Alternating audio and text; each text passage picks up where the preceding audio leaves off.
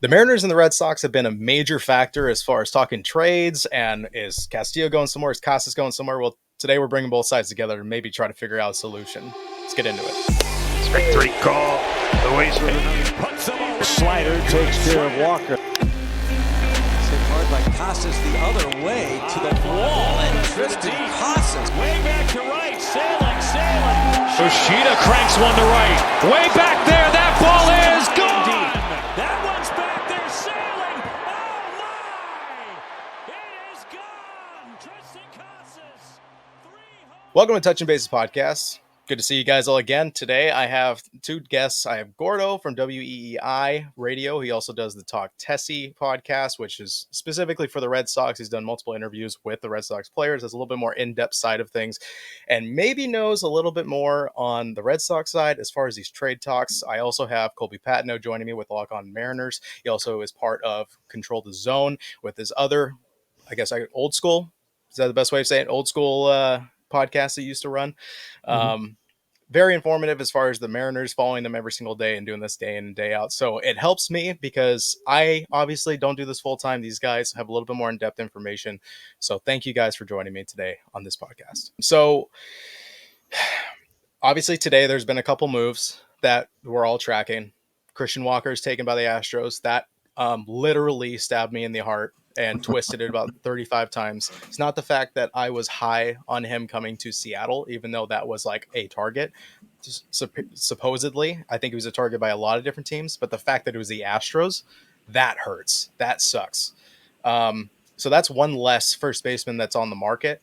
And that, to me, says that's a little bit of a degree and reduced chances for the Red Sox to make a move getting rid of a first baseman, because now you're down to Santana, Turner, and Pete Alonso versus having that fourth guy there. That was probably a little bit cheaper than Alonso. It kind of creates a gap. Mm-hmm.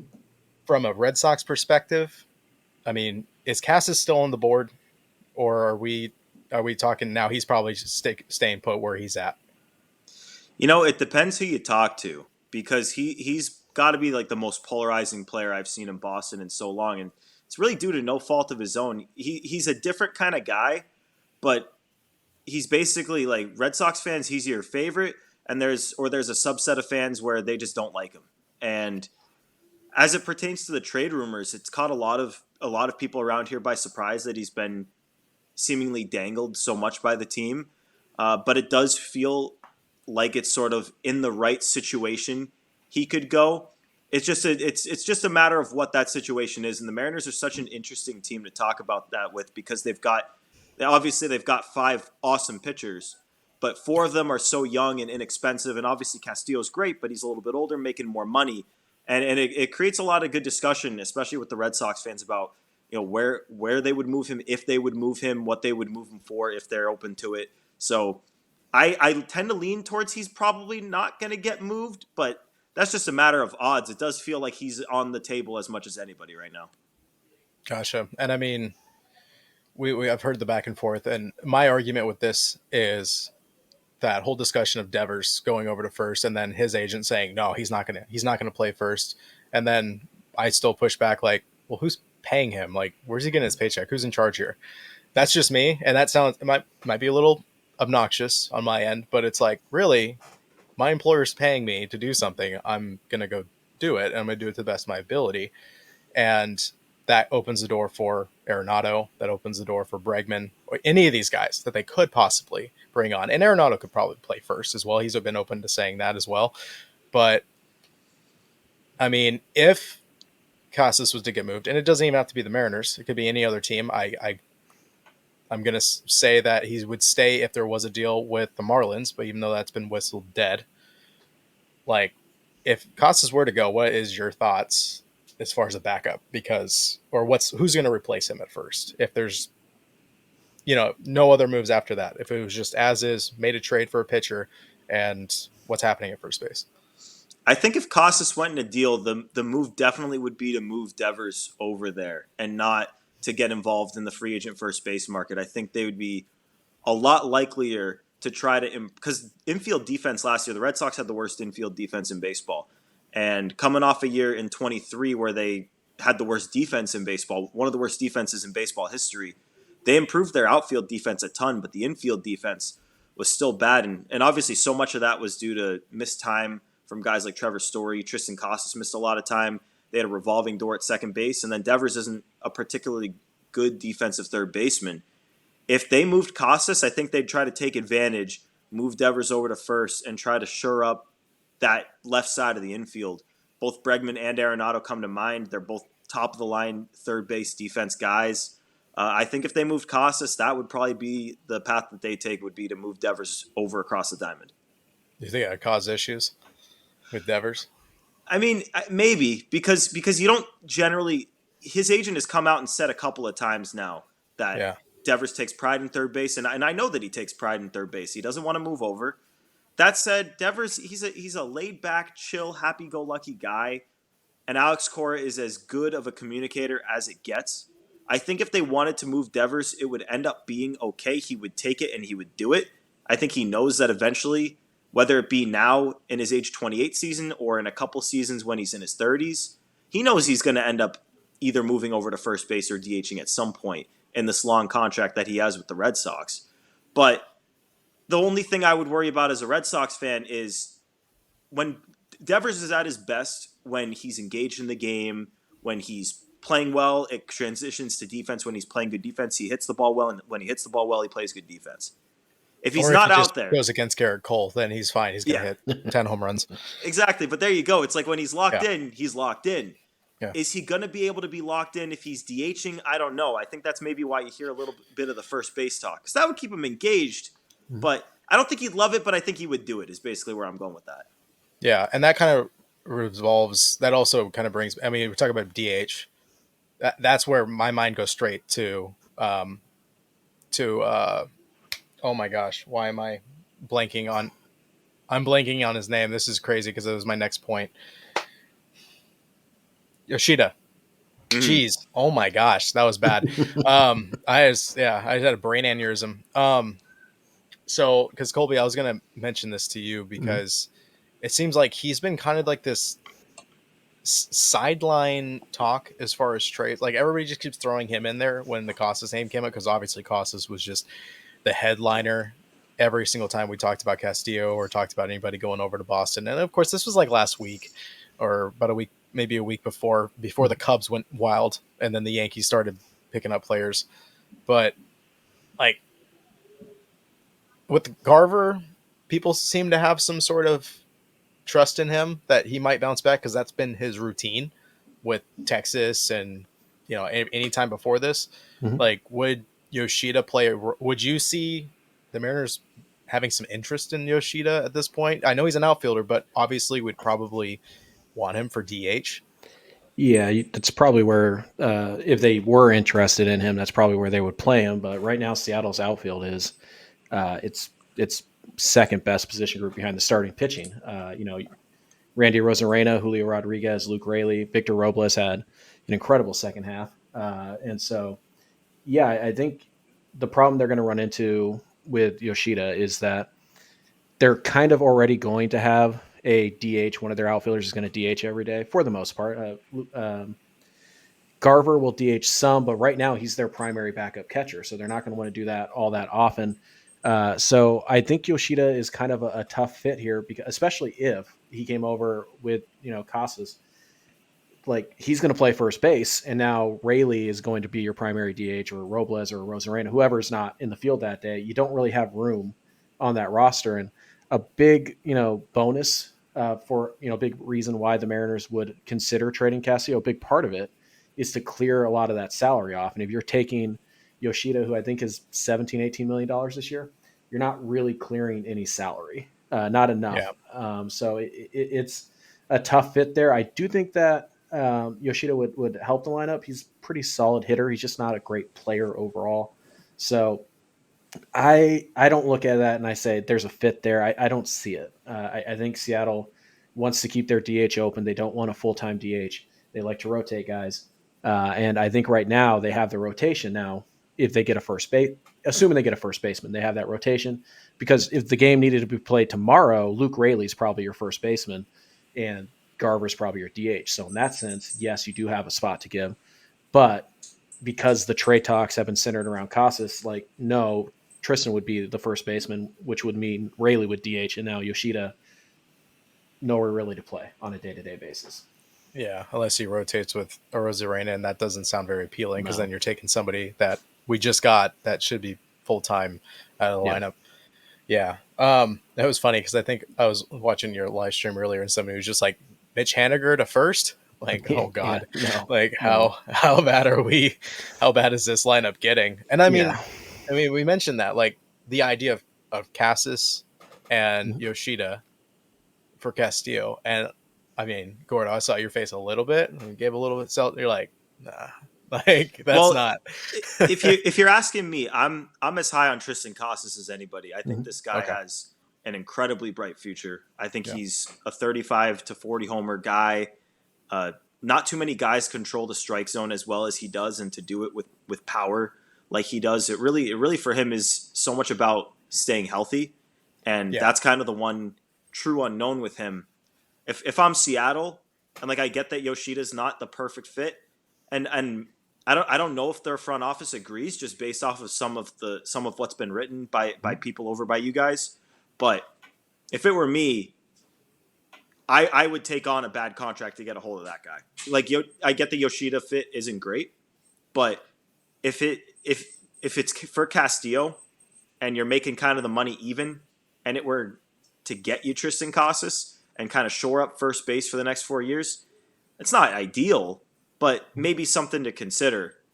Because if it's me, I don't know if the Casas for Luis Castillo trade rumors have as much legs as is kind of being presented out there, just because the value between the two guys is so. Just if you consider the team control and the amount of money that they're making and their age, it just doesn't make sense to me. At least in a 1-for-1 swap. Yeah, I think that's kind of the pushback.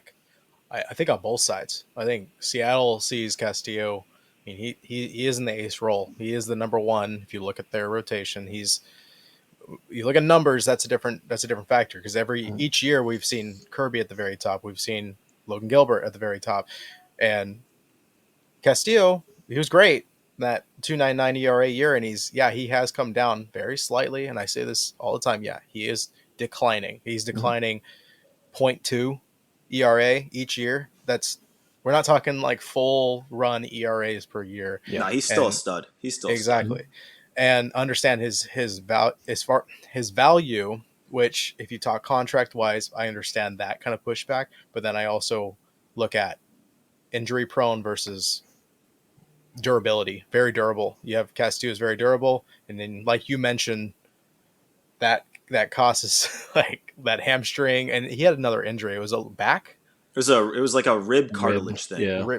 Yeah. So it's like, and I don't know how he's getting these injuries. Maybe it just, take him away from maybe this specific exercise or work on building up that area. But like, that's always this is where the kind of the balance comes in, where I'm like, 1-for-1, I think most Mariner fans and I think the organization values Castillo more than Casas, because not only are they biased to their pitching, obviously, if you know anything about Jerry, he loves his pitching, and they've done a really good job as far as drafting and developing pitching, obviously. But then also you have the Red Sox front office that is like, this is our generational, potentially first base power hitter who can be basically, I would say, the Vladdy of, what Vladdy was expected to do when he came up and started playing at first base. And it's like, okay, you're trying to compare. I'm going to say proven talent with Castillo, because he's proven himself in the MLB, with unproven talent with injury concerns, but that ceiling could be higher than what Castillo can offer. And that's where I kind of see a little bit of imbalance there. But Colby, you mentioned, I don't know which episode it was, but you guys were talking about, yeah, one of those. You guys were talking about the. I just want to recall this properly, because you mentioned that we were getting a lot of information from the Mariners side, mostly from Boston reporters, And then we are Yeah. hearing stuff from Seattle reporters, and Mhm. we're like, all right, and is this a ruse? Like, is this just all talk to build hype and get people calling for Castillo? Could be. And I was thinking, well, what if the Red Sox are doing the same thing, and this is like some sort of ploy to get people calling them, and there's no deal at all? Yeah, But I mean, one thing to keep in mind in the offseason is that like 90% of what a GM says publicly is bullshit. Like it's just there to create leverage. It's there to, kind of, you're trying to create leverage with free agents, right? Like if the Mariners want Carlos Santana at X and Santana wants Y, then the Mariners have incentive to be like, well, we're talking to these other first basemen then.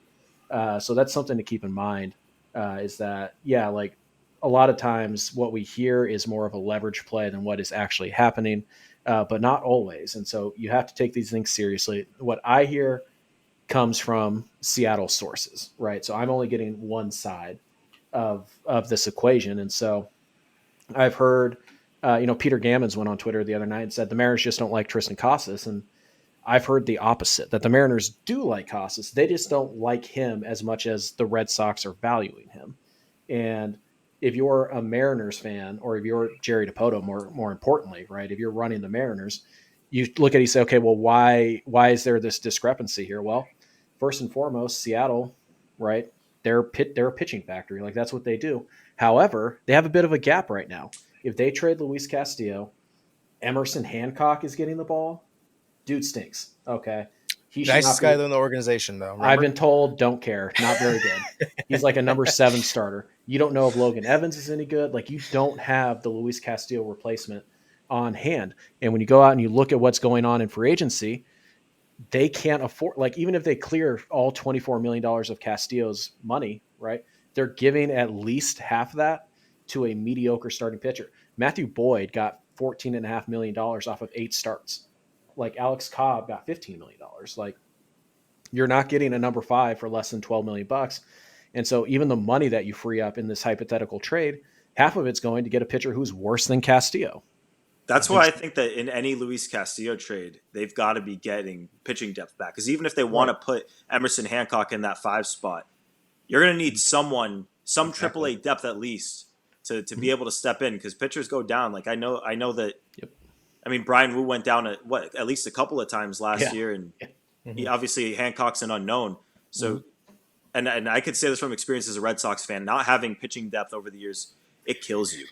Yeah. Yeah, last year was rough for you as far as Bello goes. That big extension, and then him throwing, what was it, 4.3 ERA or something like that. But at least he made his starts. Like the issue for the Red Sox last year is Lucas Giolito goes down in spring training.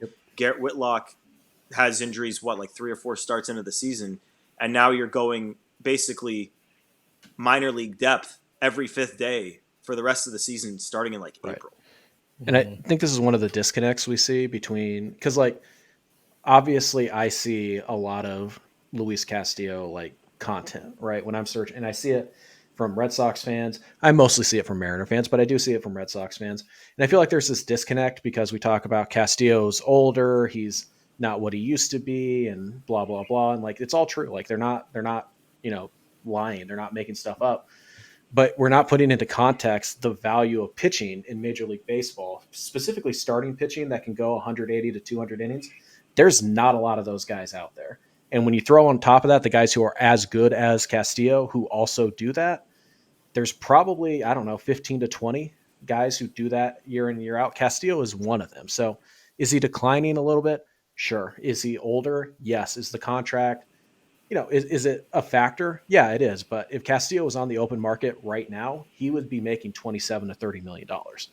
Castillo is a bargain, even coming off the year he is. So that's the disconnect I see, is that I don't necessarily think Mariner fans are treating him like an ace anymore. I think most Mariner fans would tell you that Logan Gilbert is the ace of our staff. And Castillo might be the number 5 really in our staff because Wu and Miller took off.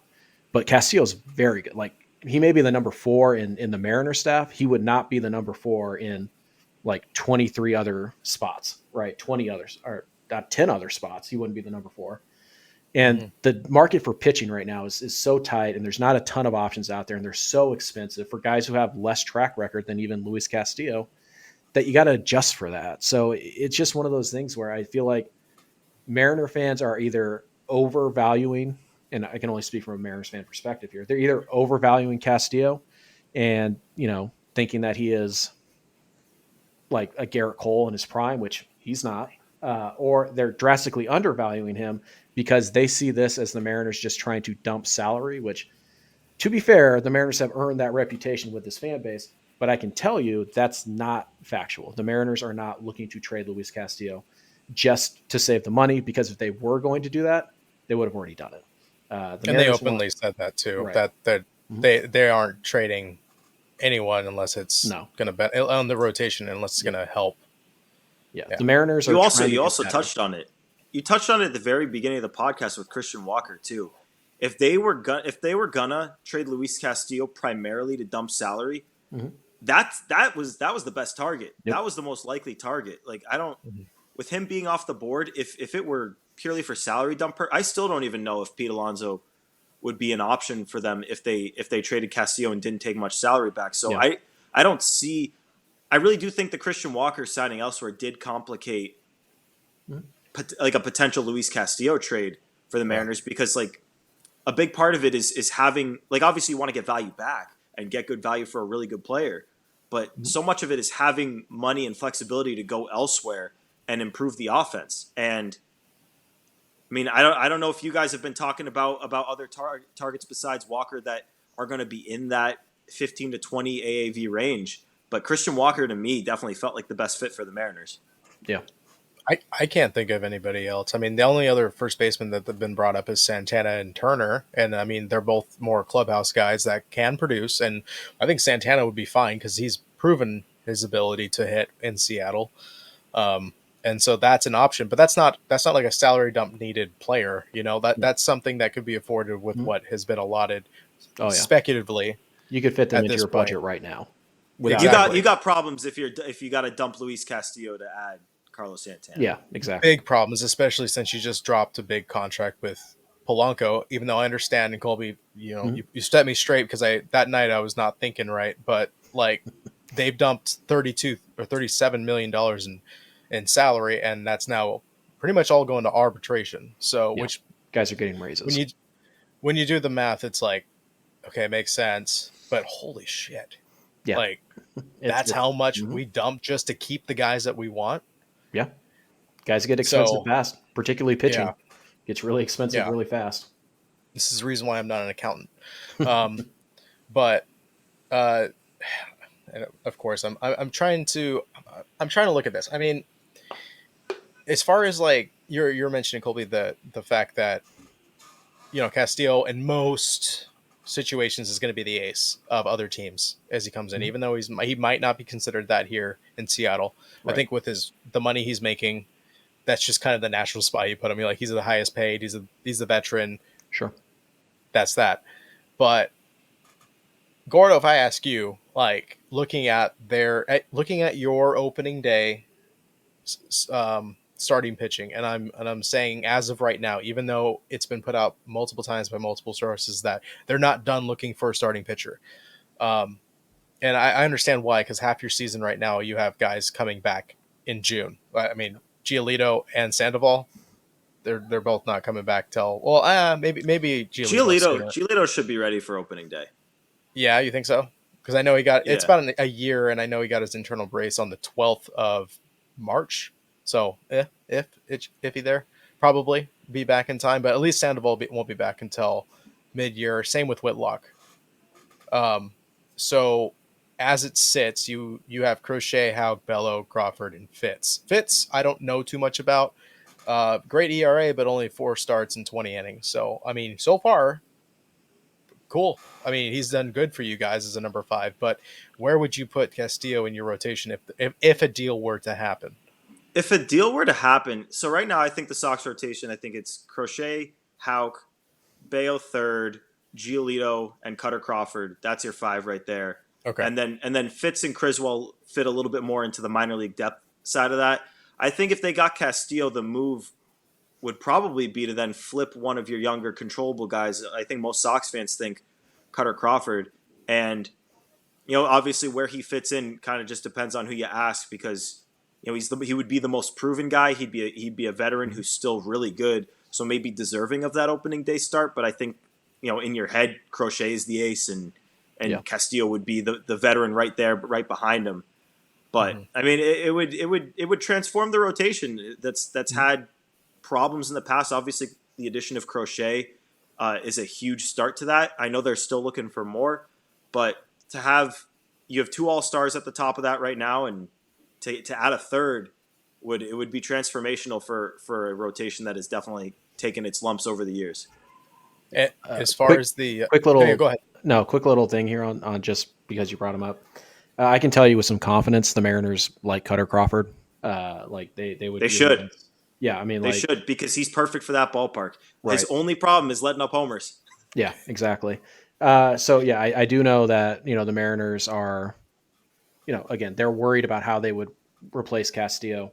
So if there was a way to get Crawford into a deal like this, I think that the Mariners would bite on it. And I'm guessing that's why nothing's really advanced that far, just because it's hard to add on either side to get to where both teams need to go. But I have heard that the Mariners do like Cutter Crawford quite a bit, and that is a guy that they would like to walk away from if they were going to trade Castillo. They would like to have Crawford in hand. And he's also, I think ARB1, he's only going to make a couple $1,000,000, so that would help them not have to go spend $12 million, $15 million, $18 million on whoever the Cutter Crawford lookalike is out there in free agency. So I have heard specifically that the Mariners, they would have interest in a guy like Cutter Crawford. And this right here is why a deal like this is so complicated, because I just went out and said that if the Red Sox added Castillo, Cutter Crawford is probably the odd man out and probably gets traded. They try to reap some value there. And you just said the Mariners really like Cutter Crawford. And so you ask yourself, why does that swap not happen? And the issue is the money. Because if you talk about how much a player outperforms their contract, which is how these front offices operate, it's like how much surplus value does this guy bring me? When you have Cutter Crawford pitching like he does, which is pretty good on, he might just make a couple of mil this year. Now, obviously, I think Luis Castillo's outperforming his contract too, which says a lot, says how good he is. But it's a hell of a lot easier to outperform a couple mil than it is to outperform 24-ish million that Castillo's making. So it gets complicated.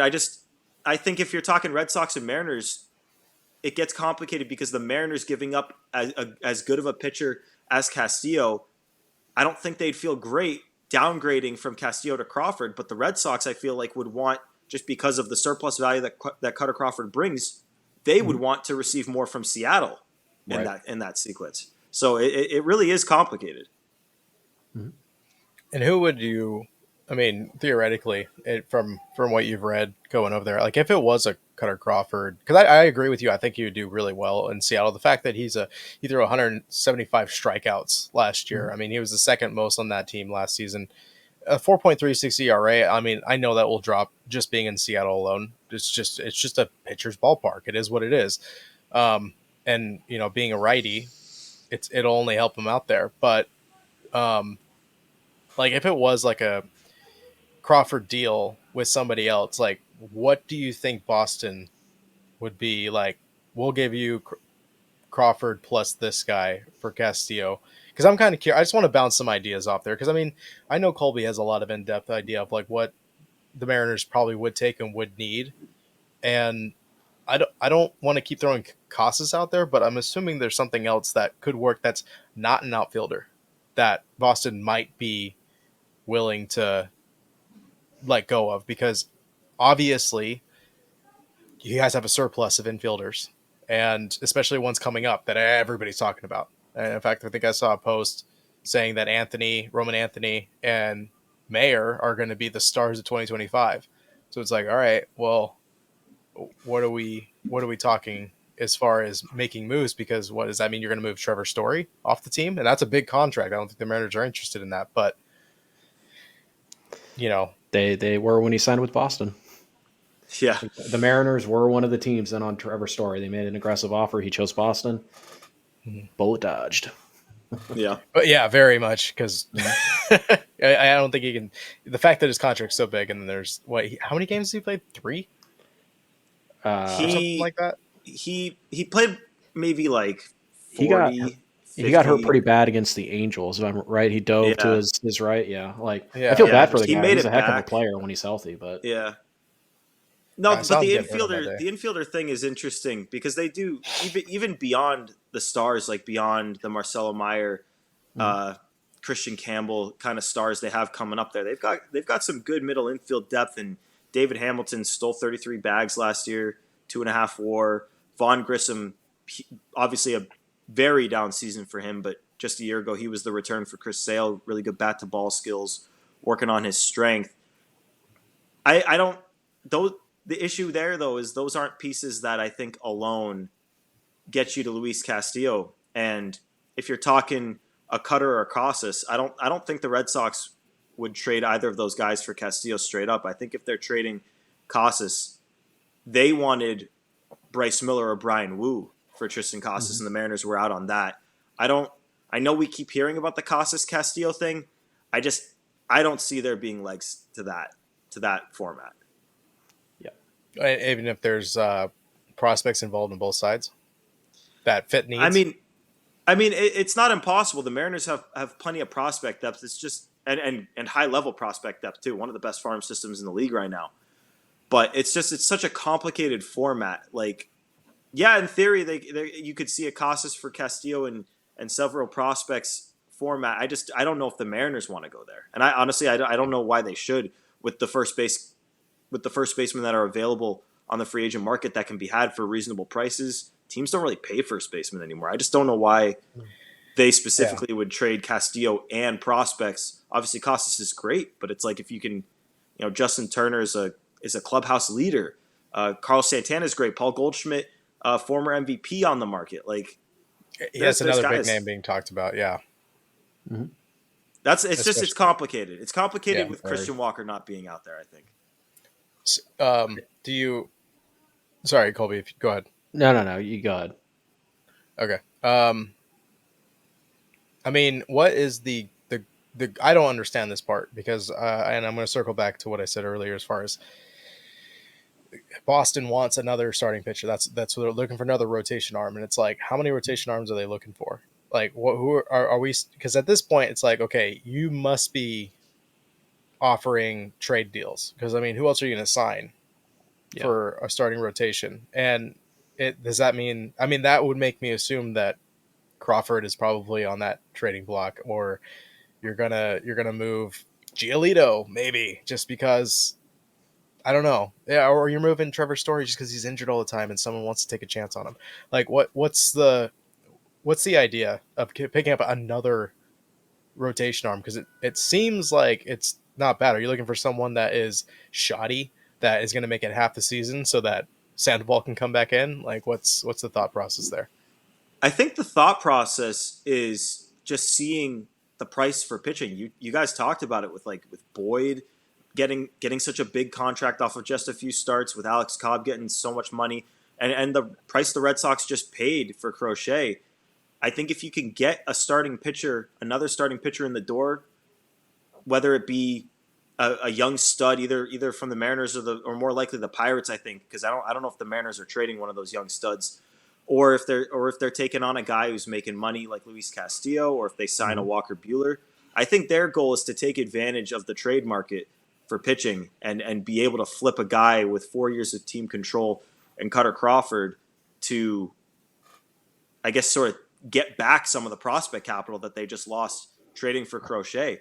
It's kind of like if pulled off, it would be kind of like a big market flex that we just haven't seen from them in years, which is to just be pay money to get the starting pitching and bring back some prospect depth, which, I mean, I know that they still have a very good farm system in Boston, but once Roman Anthony and Christian Campbell and Marcelo Meyer graduate, it takes a step back, and you kind of want that next wave in the door. And if you can do it without really sacrificing from the major league roster, if you acquire a starting pitcher making money and trade one that's not, it's a pretty good way to regenerate the farm system. That's kind of just my running theory with it, though.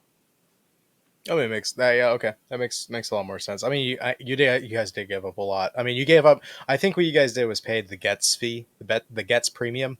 I mean, you gave up what 4, 5, 11, and 15 of your prospects. Those are your numbered Yeah, prospects you gave up in your system. That's a lot. yeah, Like that's huge. Um, but I thought that was fair Yeah. because you didn't give up your 1, 2, 3. I Mhm. mean, I thought it was a good deal. I honestly, Agreed. this is one of those trades where I was like, okay, like we don't see normally it's like, oh, who got fleeced? That's what we're looking for. It's like, okay, well, who messed up here? Or Right. I mean, even the even the Bellinger thing, like that trade, they're just like, Yankees are like, yeah, look, like we don't need Soto. I'm like, yeah, Yeah. okay, Okay. but Sure. yeah, sure, yeah, Sure. the Okay, coping sweetheart. Sure. mechanism is insane. Yeah. Yeah, yeah. it's insane. But that was a Cubs win. Like Mhm. they got Tucker, better defensive player, can clearly hit better as of late, and they just removed a ton of very player friendly contract off their books. And so when we still get trades like that, it's like, okay, someone won the trade. Obviously, you look at the craziness when it came to the Blue Jays and the Guardians, and then you're like, I Mhm. was like, oh wow, like Blue Jays are out of their minds. They really care about defense way too much. And then all of a sudden, Horwitz gets moved around to Pittsburgh, and Again. I'm like, Yeah. I feel like the Pittsburgh Pirates won that Yeah. trade because I'm personally high on Horwitz. Like his performance last year was awesome, and Yeah. I was like, Mariners, come on, hey, second base, there you go, come on, get him. I Right. mean, no chance now. Yeah, no. I think what you've gotten to though is that we've kind of gone full circle here, and you're right. Most trades are like what trades are supposed to be, right? Is mutually beneficial. And typically what happens is one team is looking more in the future, one team is looking more now. What complicates the Mariners trade is that both of these teams are looking now. Like they're looking to compete now. The Mariners think they can win the American League West. They need to do things to get there, but the Astros, as active as they've been, they have gotten worse over the last week than they were at the end of the year. That's just a fact. Like they're still good, but you weren't that far off from them last year. In fact, you were better than them for most of the season. Not long enough, but Until you my were better. birthday, and then they went downhill. Well, that's your fault. But Yeah, yeah, so like when you look at trades, right, they're supposed to be mutually beneficial, but typically they happen when two teams are on opposite ends of their timeline. The right. Mariners and the Red Sox are about at the same spot. The Mariners might be slightly ahead, but it's the Red Sox. You know, the Red Sox aren't looking to take steps back all that often. They want to constantly win. And that's why they're still linked to Bregman. That's why they're still linked to Burnes, right? They're still shopping at the top of the market. So if trades are supposed to be mutually beneficial, how do two contenders, who are ultimately fighting for the same thing, right? They want to win the American League. How do they come together to make a trade that is mutually beneficial? And I think the thing that's not being said by mostly the Mariner, again, from my perspective, from Mariners fans, is that simply put, they don't. Because the Mariners are not going to give Luis Castillo away for anything short of what they feel like is an overpay. Because of the pitching market, because of what they have on hand, they're not looking to make necessarily a mutually beneficial trade. They're looking to get significantly better, or worst case scenario, they roll into next season with the best the best starting staff in the American League, 1 through 5. Like, oh no, that's not a terrible thing. Again, they don't need the money to go sign Carlos Santana or whatever. So they're not going Mhm. to do that. So I think at the end of the day, what just needs to be admitted by both sides here is that the Mariners want Casas plus for Luis Castillo. And I think that plus is probably a Cutter Crawford. Maybe it's Rafaela. The Mariners, like the Red Sox don't have the second baseman that the Mariners need as a headliner. They don't have the third baseman the Mariners need as a headliner. They have a first baseman, which the Mariners do need, but it's a first baseman. It's not as valuable as those other positions. That's just a fact, right? We all know that. At Mhm. least that's how the league's valuing guys. So the Mariners are right to say we want Casas, but we also want Cutter Crawford, or we also want like we need to get better from this trade. And Casas for Castillo straight up, we don't know if we're better. However, the Red Sox are also right to look at that and say, no, neither team is in the wrong here, right? It's just a And the truth very is, neither team's in a position of desperation. right, exactly. Because, like you said with the Mariners, like their worst case scenario here, okay, we'll just roll out the best starting and pitching staff in baseball, the best 5-man rotation in baseball. And the Red Sox, they have a 5-man rotation, like, and they can sign guys in free agency. There's other avenues.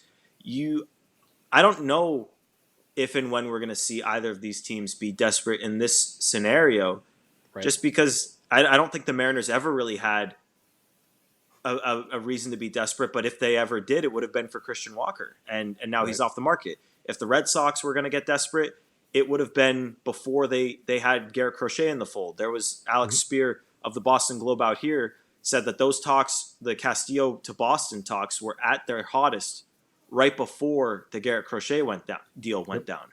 And as soon as that deal went down, desperation from the Red Sox considerably lower. Like, the reason the Crochet deal got done is because when Max Fried went to the Yankees was off the board.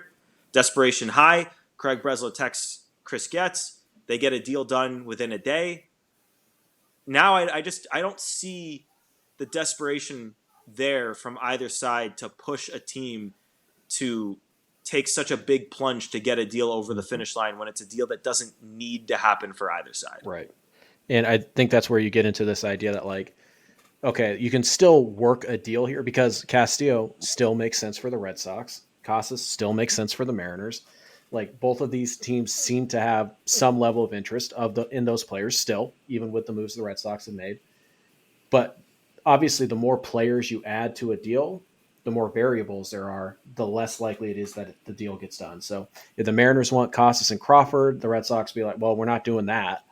You have to give us more. Well, it's like, okay, well, what's more? Do you want, like, Harry Ford? Like, do you want prospects like Harry Ford?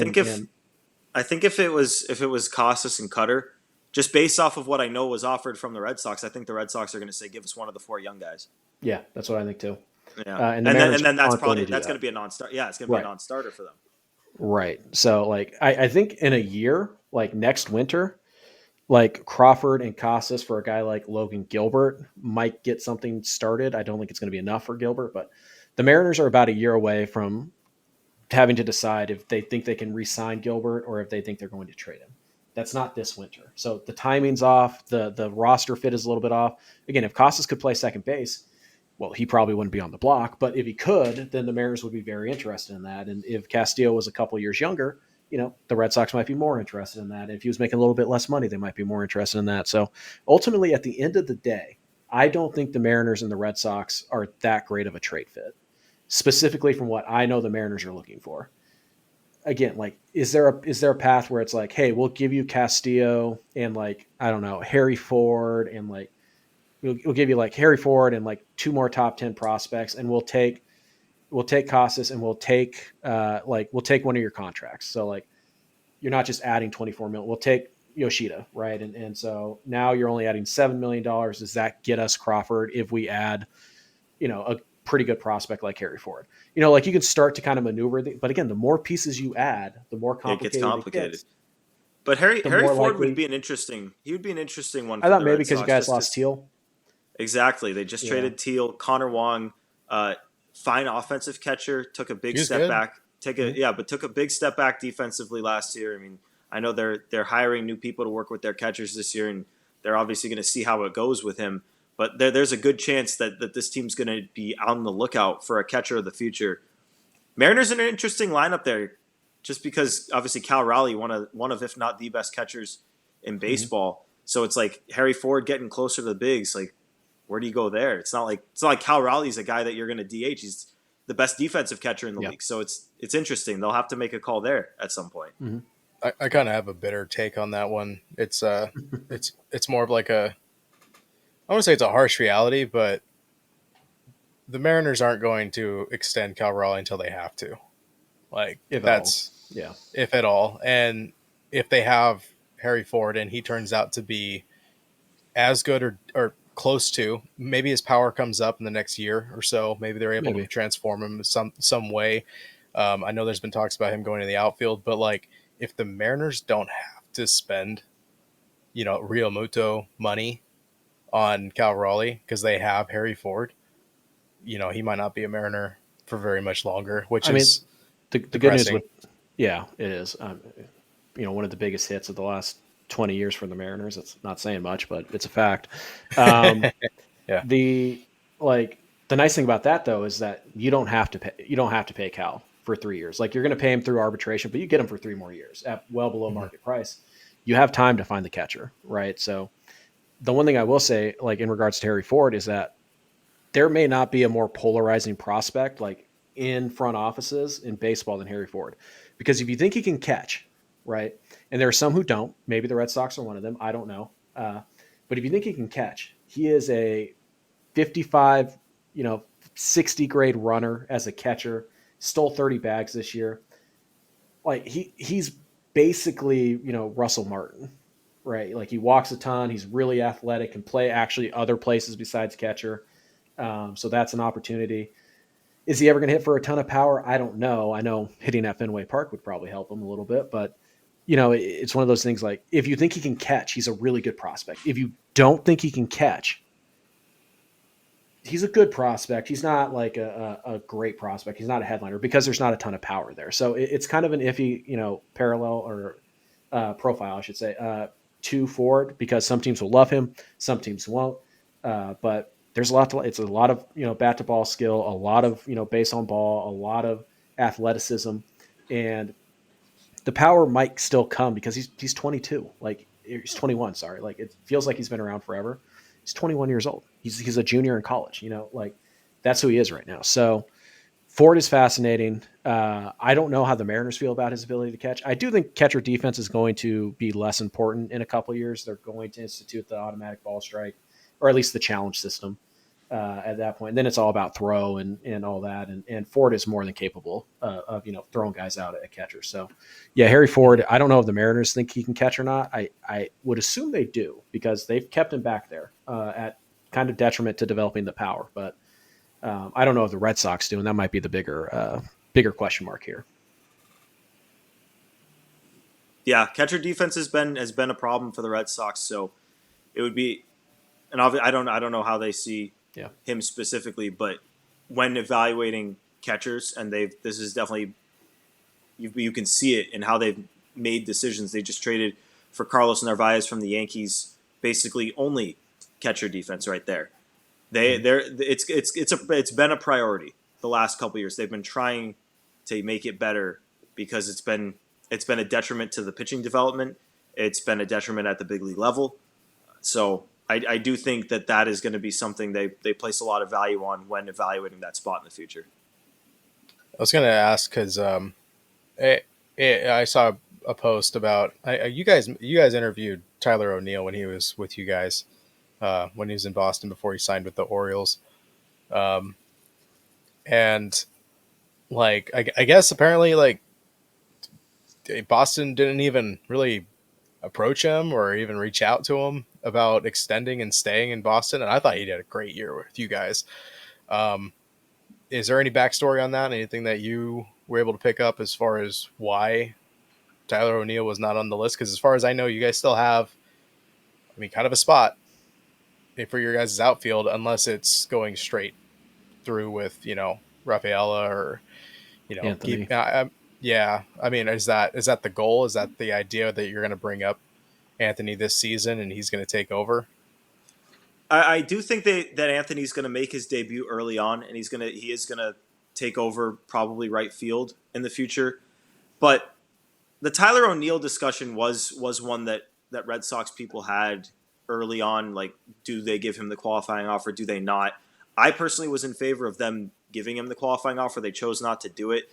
This team without him certainly lacks that right-handed power bat that is definitely needed when you're playing at Fenway Park. The team does not have much right-handed hitting at all with him not there. In the starting, at least. Yeah. Per Fangraphs, I don't know how it's going to change as you go, but yeah. But they were not aggressive with him. It felt like their attention was on Juan Soto, and but they did set up. They'd shown interest in other guys as contingency plans. Didn't feel like Tyler O'Neill was in those contingency plans. Certainly a team with the Red Sox that struck out way too much last year, and Tyler O'Neill strikes out a lot. So you'd think that was probably the biggest factor, because it certainly wasn't like a clubhouse thing. Like, he's a great guy, well liked by teammates, by peers, by people in the city. Like, fans really liked him. Obviously, staying on the field was and always has been a problem with him. But really, the only two things I can think of are they probably wanted a guy who can be on the field more, and maybe want a guy who's going to strike out less. It's really the only two logical explanations for why there was such little interest there. Okay. I mean, I can understand that as far as the strikeouts go. I mean, the same philosophy as the Mariners. You know, they claimed that was the reason for getting rid of the guys that they did, even though we all know it was a salary dump in 2023. But, or I should say, going into 2024. But yeah, the strikeouts can always be an issue. And then, yeah, of course, like you're saying, prospects coming up and getting that opportunity to play in the outfield. I mean, even though you guys seem to be stacked everywhere as far as your infield, a lot of young guys. I mean, who's the oldest guy in your guys' offense? Story, Ref Snyder, 33. Yeah. Like, that's the oldest you have on your team. Like, you got a pretty young squad. I mean, for the most part. But I mean, I guess circling back to Casas, because obviously, you know, what if we took away Castillo? Like, has there been any talks at all? Is there anybody at all that would be on the radar that would fill a slot that they're looking to get? And I'm not talking like younger pitchers in the rotation, but just maybe even prospects. And I understand Colby also mentioned we're in the same boat as far as being contenders and stuff. For us, it shouldn't take as much, considering how wide open the AL West is, and the AL East being a lot more competitive with the Yankees and the Orioles trying to bolster themselves. Orioles are being confusing. I don't understand what they're doing. Yeah. But at least the Yankees, you know, they're going out and they are spending the money they were going to spend on Soto, and they're coping. They're you know, when you get broken up with and you got to go out and buy something nice to make yourself feel good, that's what they're doing. So do you think there's any possibility that out of left field, like we're hearing Castillo, they're like, trade done, Mariners, Boston, Casas is going to Seattle, Boston's getting fill in the blank? I think if they're trading Casas, it's going to be for a frontline type of starter. I think that's what they're going to hold out for there, whether it be with the Mariners or maybe the Pirates. I feel like those are really the only two logical destinations there. I don't think they would trade him for prospects. I think that this is the messaging from that front office has been, we're ready to win now, and I don't see them trading straight for prospects unless it's an area of depth, which first base is not. It would really only be if they sign an outfielder. I could see them trading Wilyer Abreu, maybe for prospect depth. If they acquire a starting pitcher, I could see them trading Cutter Crawford for prospect depth. But Casas, I think a guy like him is only going to be dealt if they're getting what they perceive to be a frontline kind of starting pitcher. Yeah, which is where I kind of land with the whole Castillo Casas deal. Is just I feel like this was definitely a smoke show to get other teams interested in trade talks, to get in on the bidding war, to, like you mentioned, also, you know, get in the trading path instead of spending insane amount of money on people that are not exactly showing that they can go a whole season. The Matthew Boyd, for example, good for the Cubs. I mean, I think it's a good fit for them because compared to what they had last year, great. But yeah, there's just a lot of question marks. But I just really wanted to hash this out because it was like there's so much discourse between the two sides, and I feel like it was going nowhere. You know, it's just a bunch of bickering. Oh, he's not worth it. Oh, he's not worth it. It's like there needs. It's like the fan bases are very far apart too. It's like usually the front offices are far apart, and fan bases can kind of like find that middle ground that it takes front offices so long to get to, because you obviously don't have to negotiate as a fan. You just kind of throw a deal out there that seems fair, and maybe you get close. I think the Cubs. You bring up the Cubs, if not the Red Sox, that might be the next most, maybe even more logical, to be honest with you, partner for a Castillo deal, especially with Nico Horner out there. If they're willing to move him, that would be the guy because I do know the Mariners like Nico Horner. They have for a couple years. He plays second base, which harder to fill in free agency. But because they traded Paredes, they already opened up the one spot they need for Shaw. Are they going to trade Horner? Maybe. I don't know. The Luzardo deal fell through. I would say this, like, I think the Mariners and I think the Red Sox could end up with Castillo and I think Casas could be in play in that deal, but he doesn't go to the Mariners. I think if Castillo is traded, and the Red Sox are involved, it's going to be a 3-team trade. And maybe it's with the Cubs. It could be the Cubs. I threw out the Nationals the other day. Like Luis Garcia is a second baseman, 2020 type of guy, good player. Like they desperately need a first baseman. They're checking in, so maybe there's a 3-way there. But at the end of the day, I don't think Castillo for Casas straight up is happening. I don't think Casas and Rafaela or Casas and Crawford for Castillo straight up is happening. And I think the more pieces you have to add to try and find common ground, the less likely it is that a trade happens. The closest thing I've gotten to like a trade proposal where I'm like, okay, maybe this is like on the right track is Crawford and Casas for Castillo and Harry Ford. And there's probably more pieces that need to come from Seattle on that side, but that's the closest I've gotten. And even that, I'm like, it doesn't seem to fit quite well. So I do think that, if Castillo is moved, I do think that it's most likely going to be in a 3-team deal, and Boston could play a big role in that. So could Chicago. But yeah, I've been looking, obviously, talking about this thing pretty much every day for the last week because Mariner fans like to hear about it. Judging from our comments, the Red Sox fans love to hear about this. Like it's an exciting trade. Both sides, they're continually linked. They're continually linked to each other. Continuously. Yes, thank you. Yeah. Third podcast of the day. They keep on getting linked together. So I think it makes sense, right? That there's this much, discussion happening between fan bases and all that stuff.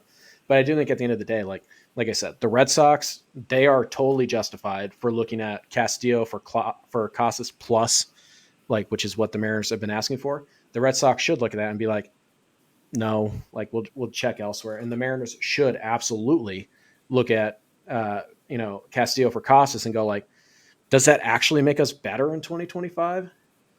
No. So we need more than that. And so I think both sides are justified in their asking price. And I think that's why a deal is unlikely to get done because like you said, neither side is desperate. Like they don't have to move this player that they're talking about.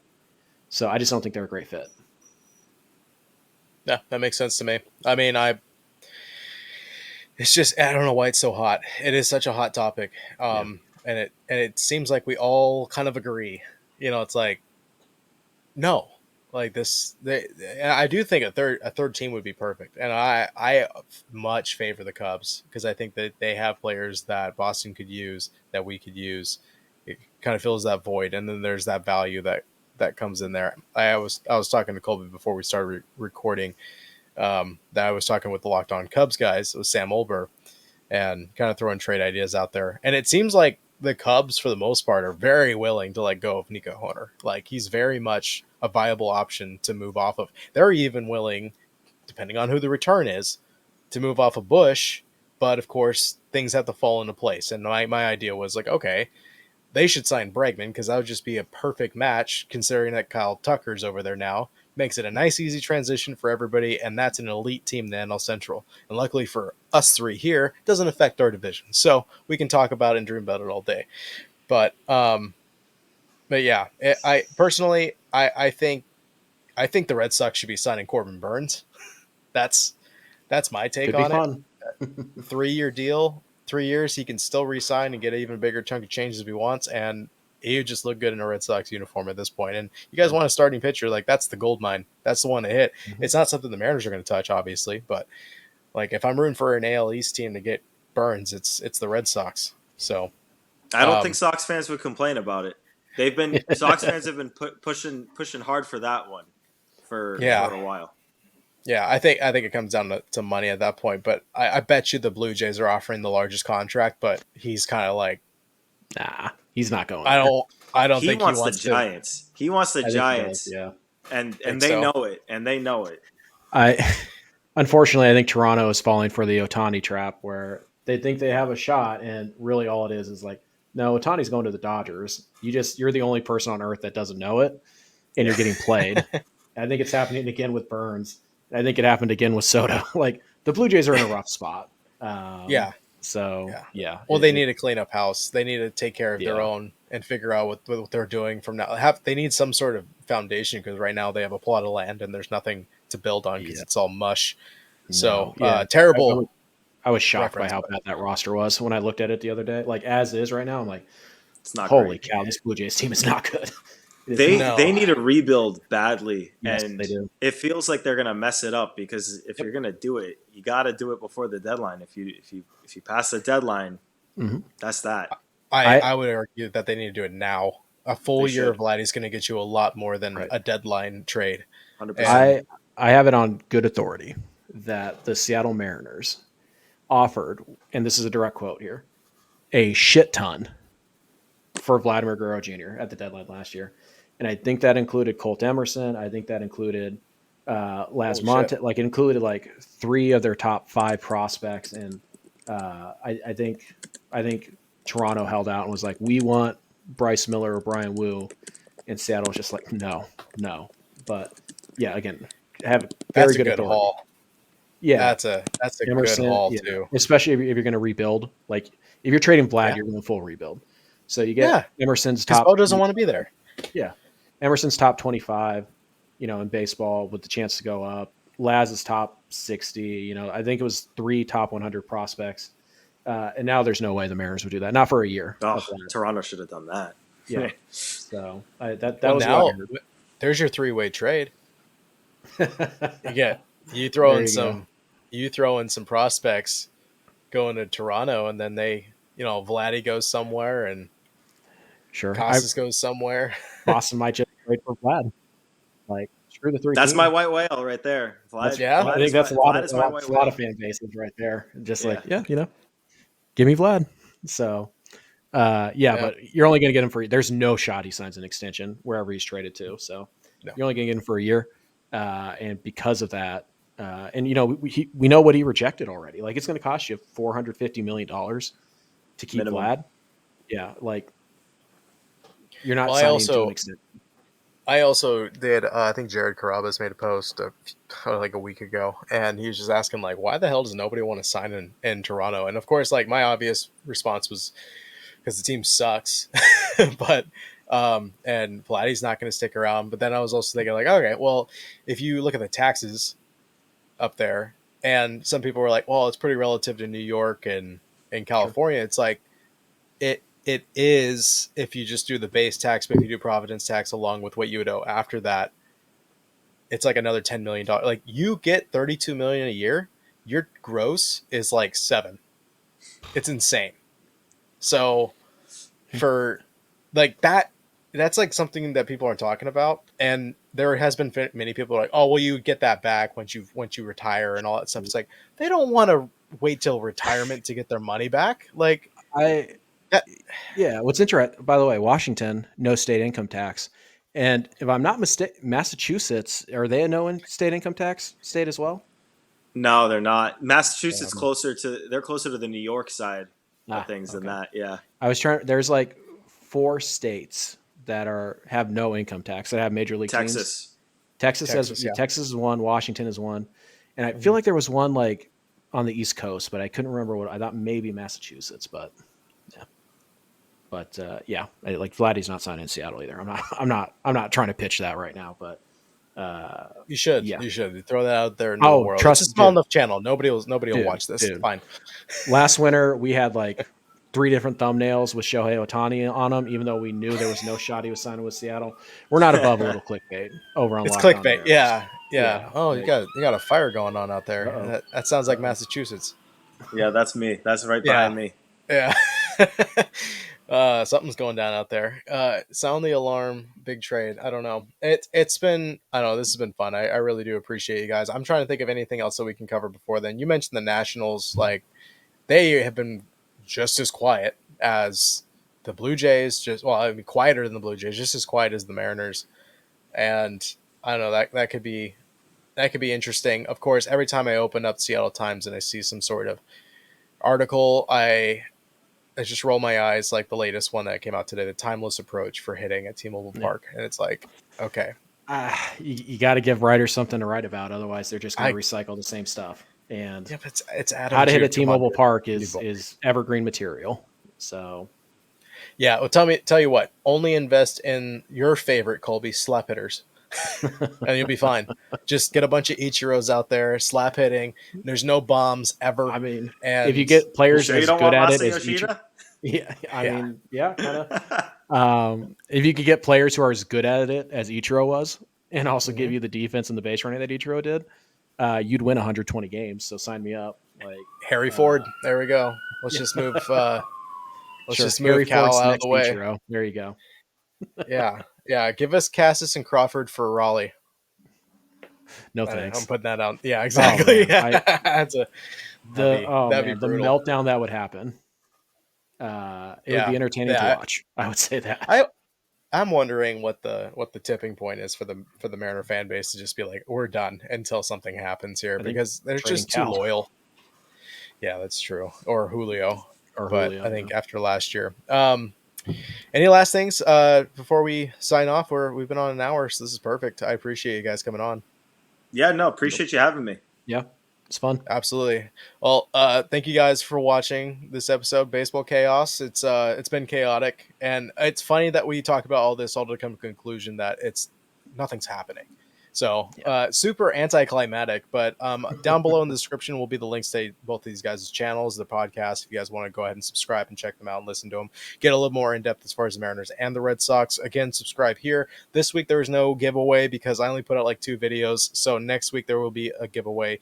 All you have to do is comment on these videos as many times as you want. Just make sure you're subscribed, and you guys can take home something nice. So again, you guys, Gordo, Colby, thank you for joining me, and we'll see you guys on the next one.